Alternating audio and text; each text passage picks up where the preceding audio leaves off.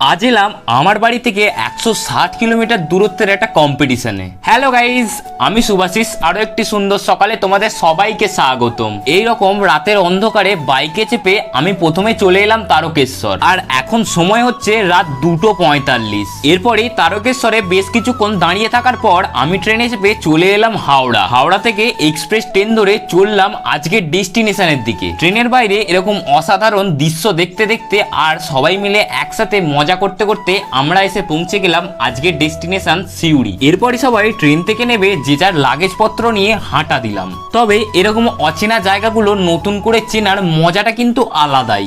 আজ এত পরিমাণে গরম আর এত পরিমাণে রোদ যে সবাই চোখে সানগ্লাস লাগিয়ে এখন খুঁজছি টোটো কোথা থেকে পাওয়া যায়। আর আমাদের তাহিরা দিয়ে এদিকে পুরো মুখ ঢাকা দিয়ে দিয়েছে। অবশেষে সবাই মিলে টোটোতে চেপে এরকম একটা মার্কেটের ভেতর দিয়ে চলে এলাম আজকের 160 কিলোমিটার দূরত্বের কম্পিটিশনের মেন লোকেশনে। এখানে এসে দেখি কম্পিটিশনের আগের অনুষ্ঠান সূচির পর্ব শুরু হয়ে গেছে। সমস্ত অনুষ্ঠান পর্ব শেষ হওয়ার পরই শুরু হলো আজকের কম্পিটিশন। আজ আমি আমার গ্রুপে 6th হয়েছি এবং আমার বন্ধুরাও সবাই জয়ী হয়েছে। পারফরমেন্স ভালো হোক বা খারাপ, সর্বদা যেই মানুষটা আমাদের পাশে থাকেন তিনি হলেন আমাদের স্যার। ধন্যবাদ স্যার, আপনি এইভাবেই আমাদের পাশে থাকুন।